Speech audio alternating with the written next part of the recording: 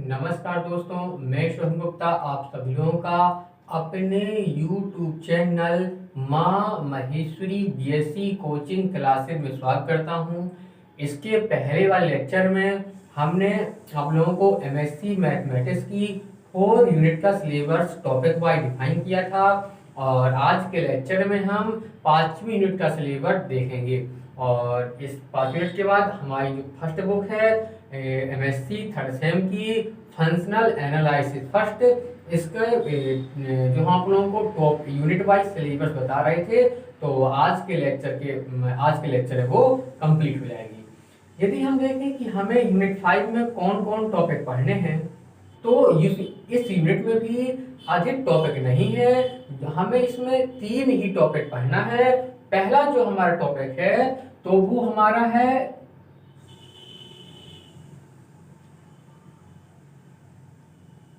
Linear functional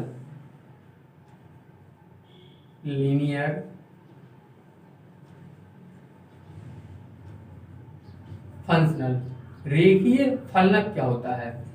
हमने चौथी unit में पढ़ा है लीनियर ऑपरेटर। वहां पर लीनियर ऑपरेटर की डेफिनेशन हमें सीधे नहीं पढ़नी है, वहां पे पढ़ा था हमने बाउंडेड लीनियर ऑपरेटर।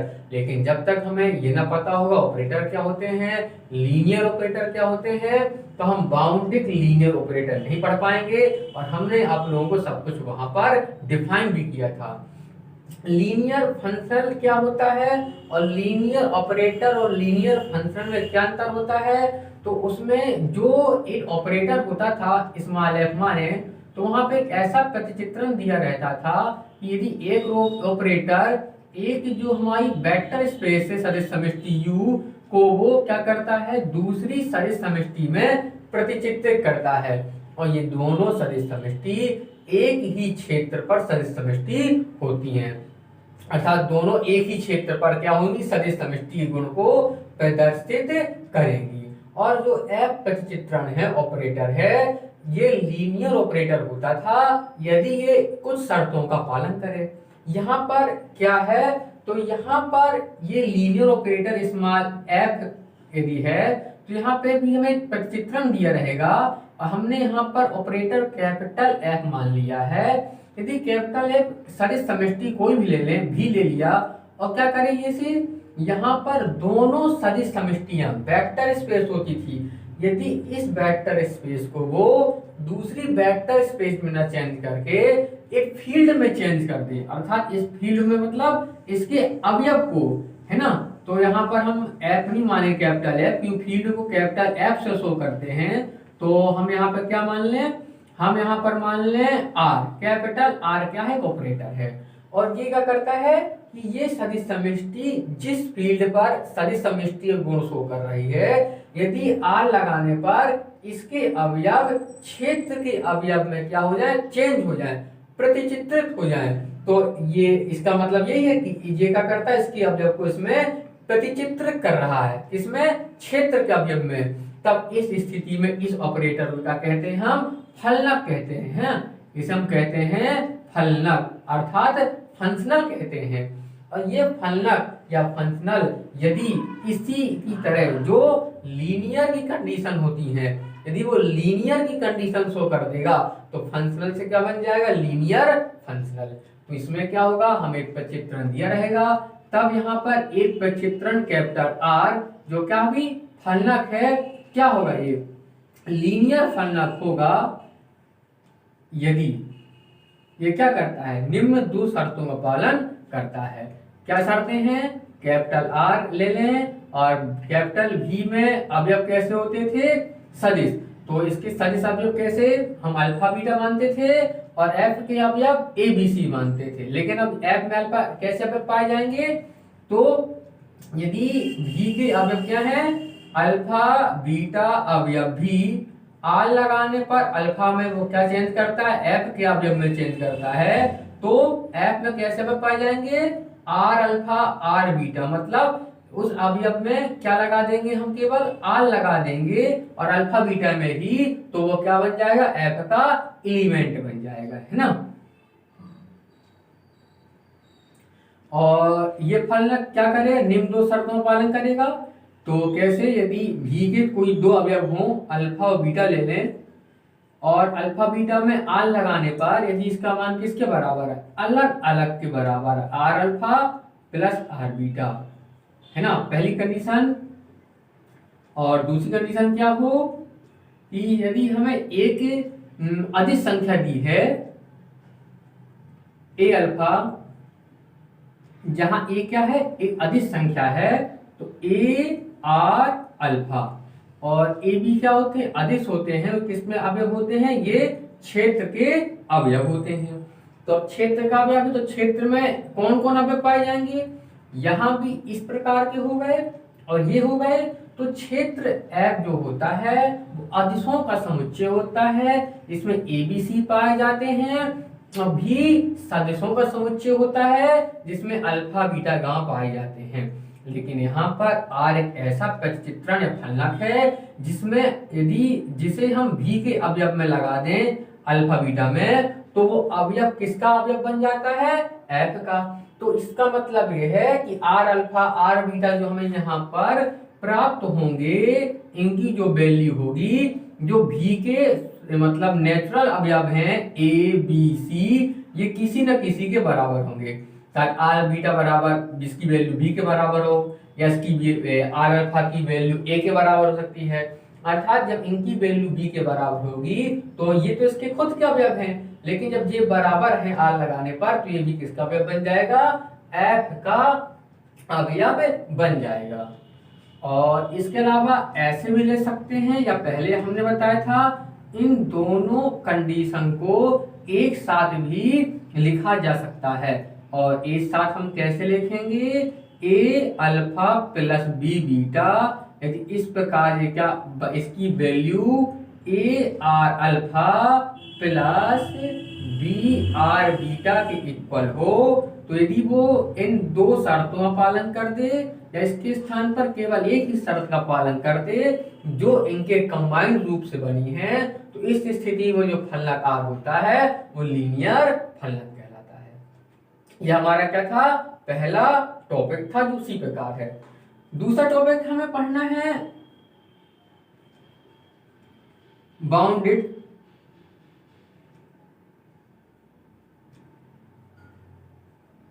लीनियर फलक। देखा जाए तो ये टॉपिक अब डिफाइन करने की कोई आवश्यकता नहीं है, क्योंकि यूनिट 4 में हम पढ़ा है हमने बाउंडेड लीनियर ऑपरेटर। कोई लीनियर ऑपरेटर जिस शर्त का पालन करके बाउंडेड लीनियर ऑपरेटर बनता है, उसी प्रकार कोई लीनियर जो फलक होगा, फंक्शनल होगा, वो भी बाउंडेड की शर्त का पालन करे तो क्या हो जाएगा, ये बाउंडेड लीनियर फलक हो जाएगा। और हमने बताया था यहाँ पर इसके लिए यदि भी का कोई अवयव ले लें कि भी सदिश समष्टि है, और भी में कैसे अवयव है, यदि अल्फा बीटा है और अल्फा भी का अवयव है, तो हम इसमें क्या लगा दें, अपना आर अल्फा लगाएं और फिर इसका हम मानक निकालें। और मानक निकालने पर क्योंकि हमें क्या है, रेखीय समष्टि पढ़ रहे हैं लीनियर में, तो इसका यदि मानक निकालें और इसका मानक एक बार हम केवल अल्फा बस का मान निकालें, एक बार हमने फंक्शनल लगाकर मानक निकाला, एक बार हमने फंक्शनल लगाकर मानक निकाला, एक बार हमने बिना फंक्शन के मानक निकाला, तब यदि ऐसी संख्या हो जो संख्या के यदि हम यहाँ पे अदिश गुणा कर दें, तो इस स्थिति में ये वाली वैल्यू इसके क्या हो जाए, बड़ी या बराबर हो जाए। अर्थात कैपिटल आर जो फंक्शनल है, इसके लिए एक संख्या सी का अस्तित्व इस प्रकार हो कि इसका यदि हम अल्फा के मानक में इंटू कर दें, तो अल्फा का मानक जो हमने आर के साथ अल्फा का मान निकाला है उससे क्या हो जाए, अल्फा का मान बड़ा या बराबर। तो इस स्थिति में जो आर होता कैसा होता है, बाउंडेड। बाउंडेड मतलब परिबद्ध, और ये परिबद्ध क्या होता है, निम्न परिबद्ध दो प्रकार के होता है, निम्न परिबद्ध, ऊपरी परिबद्ध। जब यूनिट 4 में हमने टॉपिक को शुरुआत की थी तो यहाँ पर हमने उसे पूरी तरह डिफाइन किया था, है ना। यहाँ पर भी है तो उसे थोड़ा हमने कंडीशन बता दी। और इसके बाद जो हमारा अगला टॉपिक है वो देखते हैं। वो टॉपिक हमारा नया है, तो कितने टॉपिक हुए यहाँ पर, 2। और ये कंडीशन हुआ ही, और थोड़ा हमने इन्हें डिफाइन भी कर दिया। और जो हमारा अगला टॉपिक है वो नया है, उसे थोड़ा अच्छे से देखते हैं। तीसरा टॉपिक है हमारा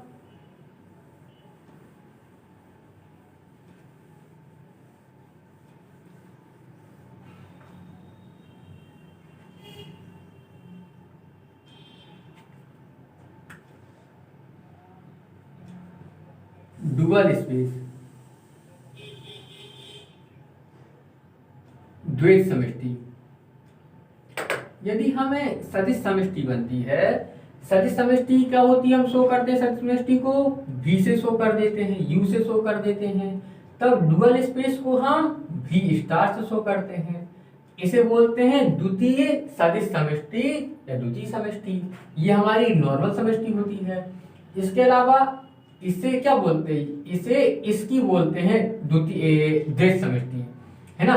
और एक क्या होती है, द्वितीय द्वैत समष्टि होती है, जिसे भी डबल स्टार से शो करते हैं। भी डबल स्टार मतलब ये क्या है, द्वितीय द्वैत समष्टि। किसकी, इस भी की बोलोगे सेकंड डुअल स्पेस, और इसकी क्या होगी, ये केवल डुअल स्पेस होगी। और जिस प्रकार हम जानते हैं किसी संख्या का यदि हम पूरक निकालते हैं फिर उसकी का वो चीज करते तो बराबर वही चीज प्राप्त हो जाती है। तो यहाँ भी स्टार का यदि हम फिर स्टार करते हैं तो उसकी वैल्यू भी के क्या होती है, इज इक्वल होती है। अब इसे हम देखें क्या होता है। तो यहाँ भी यदि हमें एक प्रतिचित्रण इस प्रकार दिया है कैपिटल आर, ये क्या करता है, भी को कैपिटल एफ में प्रतिचित्रित कर देता है। उसी प्रकार हमें आर ले लें, एस दिया है, एस भी चेंज कर देता है। मतलब एक के लिए कई सारे प्रतिचित्रण हो सकते हैं। और आर एस टी दिया है, ये भी चेंज करता है। शर्त क्या है, सभी सेम समष्टि भी को सेम क्षेत्र में चेंज करते हो। इसके लिए तो ये सब क्या होगा, ये सब हमारे फलक और रेखीय शर्त का पालन करेंगे तो क्या बन जाएंगे, ये रेखीय फलक बन जाएंगे, है ना। और जब रेखीय फलक बन जाएंगे, यदि इनका जब हम समुच्चय निकालें कैपिटल आर कैपिटल एस, इसे हम क्या ले सकते हैं, सेट के रूप में ले सकते हैं। यदि इनका समुच्चय क्या करे, फिर से सदिश समष्टि के गुणों का पालन करते। और हम जानते हैं सदिश समष्टि के जो पूरे गुण होते हैं, यदि उन पूरे गुणों का पालन कर दे या फिर केवल ये योग के लिए संवरक का नियम पालन कर दे और गुणन के लिए संवरक नियम का पालन कर दे, तो जो हमने लीनियर ऑपरेटर की या फलक की पहली शर्त बताई थी वो होती है योग के लिए क्लोजर प्रॉपर्टी, संवरक गुणधर्म। और जो दूसरी बताई है वो होती है गुणन के लिए क्लोजर प्रॉपर्टी, जिसे कंबाइंड रूप में भी हमने लिखा था। यदि वो केवल उन दोनों शर्तों का बस पालन कर दे तो हमें सदिश समष्टि की सभी शर्तों का पालन कराने की आवश्यकता नहीं होती। और इन दो शर्तों का पालन करने पर भी कोई समुच्चय क्या बन जाता है, समष्टि बन जाता है। तो यदि ये समुच्चय लीनियर के दोनों गुणों का या सदिश समष्टि के गुणों का पालन करे तो ये क्या होगा, समुच्चय ये भी एक कैसा होगा, सदिश समष्टि होगा, वेक्टर स्पेस होगा। और यदि ये वेक्टर स्पेस होगा तो ये किससे बनी है, ये भी को एफ में कन्वर्ट कर रही है, इसका रिलेशन भी से है, तो हम इसे भी स्टार से क्या कर देते हैं, शो कर देते हैं। और भी स्टार को भी की डुअल स्पेस द्वितीय समष्टि कहते हैं। अब ये कैसी शर्त, लेकिन इसमें जो शर्त लगाएंगे वो थोड़ा अलग लगेगी। और कैसे शर्त थोड़ा अलग लगेगी कि यदि हम यहाँ पर जब पहली शर्त दिखाएं तो यहाँ पर आर और एस दो लेंगे, आर लिया एस लिया, और जो हम वहां पर अल्फा बीटा दो लेते थे तो यहाँ पर आर एस दो लेंगे, और वहां पर जो हम आर को एक लेते थे तो एक अल्फा को लें। और इसका मान किसके बराबर चाहिए, इसका मान आर अल्फा और प्लस एस अल्फा के बराबर होना चाहिए, है ना। अल्फा थोड़ा और अच्छे से बनाए तो हम ऐसे बना देंगे, हमने ऐसे बना दिया। इस क्या होता है, समानुपाती चिन्ह जैसा, है ना। तो आप अल्फा ऐसे बनाएंगे तो मतलब जो हम अल्फा बीटा दो अगर लेते थे तो अब यहाँ पे दो फलक लेंगे, और एक फल हम जानते हैं जो फलक होते हैं वो क्या करते हैं, उनका योग लीनियर होता है। लीनियर प्रॉपर्टी का पालन करता है, अर्थात उनका दो लीनियर फलक का योगफल भी लीनियर होता है, रेखीय होता है। अर्थात यदि हम इन दोनों को एक साथ जोड़कर इसमें अल्फा लगा दें तो इसकी वैल्यू इनके अलग अलग योग के बराबर आएगी। यदि ऐसा आता है पहली चीज, और दूसरी चीज यदि हम क्या करते हैं यहाँ पर आर, यहाँ पर हमने अल्फा लिया था तो अल्फा आगे ले लें और ए आर ले लें। जब हम ए अल्फा लिया था मतलब अल्फा का काम कौन करेंगे, अब सारे अवयवों का काम ये आर एस टी करेंगे, और इसका मान किसके बराबर हो, इसका मान ए बाहर आ जाएगा, अल्फा आर के बराबर हो, ए अल्फा आर के क्या हो बराबर हो। तो ऐसी यदि इन शर्तों को हम इस प्रकार शो करेंगे, और यदि ये इन शर्तों का इस प्रकार क्या कर दे, पालन कर दे, इसके सभी सदस्य, एक नहीं सभी, फार आल है ना, फार आल, इसे यदि क्या नाम दे दें, ये समुच्चय किस में आते हैं, ये सब को हम नाम दे दें भी, ये सब किसके अवयव है, भी स्टार के अवयव है, भी स्टार बोल दे। यदि फार आर अवयव आर एस टी अवयव भी स्टार सभी इसका पालन करें तो इनका जो समुच्चय होगा उसे हम क्या कहते हैं, वो एक क्या बन जाएगा, सदिश समष्टि बन जाएगा। क्योंकि क्या कर रहा है, सदिश समष्टि के गुणों का पालन कर रहा है, वेक्टर स्पेस बन जाएगा। कौन, भी स्टार क्या होगा, एक वेक्टर स्पेस होगा, और जब ये एक वेक्टर स्पेस होगा तो भी स्टार वेक्टर स्पेस बन गया, और इसे हम भी का क्या कहते हैं, ये खुद एक वेक्टर स्पेस है लेकिन ये भी से बना है तो भी का कहलाता है डुअल वेक्टर स्पेस, द्वितीय सदिश समष्टि है ना, या फिर इसे क्या ले सकते हैं, डुअल स्पेस ले सकते हैं, द्वितीय सदिश समष्टि या डुअल समष्टि ले सकते हैं। और इसमें भी हम उस शर्त को कंबाइन करके यहाँ पर एक साथ ले सकते हैं, है ना, जो मतलब एक साथ अपन लिखते थे उसे एक साथ के रूप में भी शो कर सकते हैं। तो ये था हमारी डुअल स्पेस का कॉन्सेप्ट। और जिस प्रकार हम जानते हैं प्रत्येक सदिश समष्टि का एक आधार होता है जिसे बी से शो करते हैं, उसी प्रकार भी स्टार का भी आधार होगा जिसे हम बी स्टार से शो करेंगे, और इसे इसका क्या बोलेंगे, डुअल बेस बोलेंगे, द्वितीय आधार बोलेंगे।